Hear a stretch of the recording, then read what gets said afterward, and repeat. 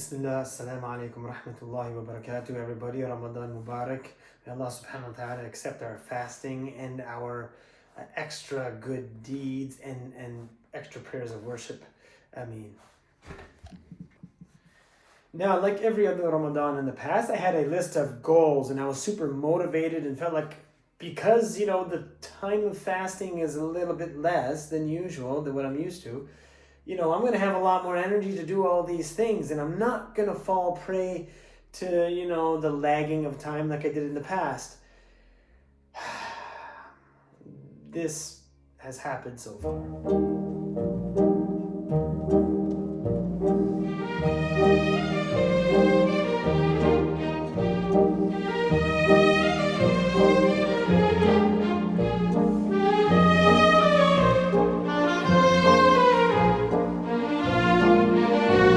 I was partially motivated by the once-in-a-lifetime solar eclipse that we had seen, and was able to capture that on camera with my pinhole camera that I had made from scratch using a shoebox.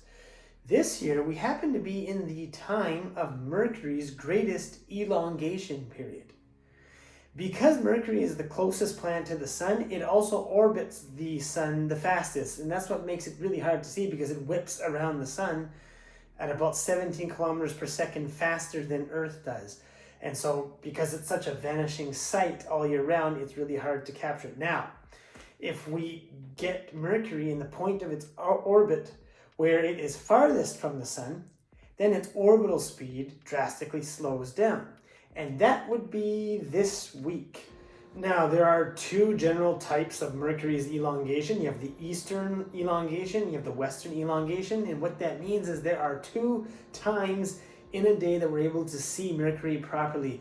One right after Fajr, or the morning prayer, and then one right after Maghrib, right? Or the evening prayer, which happens to be the prayer that we break our fast in. So, missed the one today, but what we'll do is we'll break our fast, we'll make Salat al-Maghrib, and then we'll race out because we only got about a 15 to 30 minute window from once Maghrib, the sun sets. And then we'll see if we can catch it. Hopefully we can. This is we're running to try and catch the right after the sunset for the western elongation. It's a bit tough to manage with the time, so we might not make it. It is a very narrow window, but let's see. I'll let you know what we find. Okay, so we made it right to the sunset here, and I'm gonna look towards, I believe it should be the west, and see if I can see the brightest star in the sky. Let's see. We got it. There it is. There it is. That twinkling little star thing there. It's the first star that we see. Alhamdulillah, that's awesome. So Mercury, guys. Venus should be up there too, but that's Mercury. Is Venus the other one? Yeah, so it's actually falling behind the clouds, if you can see that. Look at that. That's Mercury, guys, that little tiny speck. It's on the right of the sun, or the east, because the sun's setting in the west, right? So alhamdulillah, last night was a total success. We were able to see Mercury a couple of times as well. I was skeptical whether it was a cloud, but a cloud is not going to move through another cloud and still remain its shape, right? The gas molecules are going to interact, and the shape is going to fluctuate a lot.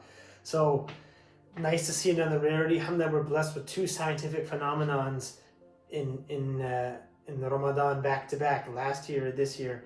And when you look at these things, or you become witness to these things, what you're supposed to understand, or the conclusion that you're supposed to come to, is that Allah subhanahu wa ta'ala is indeed the best of creators, is indeed the creator. And if we think that seeing eclipses and rare planet sightings and all those things that we see, on the occasions that we were blessed to see them, if we think that that is truly amazing, then try to digest the fact that all the galaxies and clusters and superclusters and anything measurable that we can kind of, grab hold of in the universe only actually accounts for about 5% of the entire universe that we come to understand. And if we're talking about just things that we can see, we have measured dark matter to be about 27% of the universe. So that's the universe in the absence of light, which can't be seen. And so when we reflect on what we can't see and what we don't have access to, like dark matter and the rest of the universe, the reality of the verse سبحانك لا علم لنا إلا ما علمتنا إنك أنت العليم الحكيم comes to fruition. That verily we know nothing except that which you have taught us, that which Allah makes available to us. And indeed, Allah subhanahu wa ta'ala is the all-knowing and all-wise. It is with this realization that we humble ourselves in the forms of fasting, of salah, and all the other acts of worship that we are prescribed in this holy month of Ramadan. May Allah subhanahu wa ta'ala accept from us all. May Allah subhanahu wa ta'ala give strength to those that are in need of strength. May Allah subhanahu wa ta'ala give food to those who are in need of food, wealth to those who are in need of wealth, and may we all get forgiven as we are in need of forgiveness. Assalamu alaikum wa rahmatullah.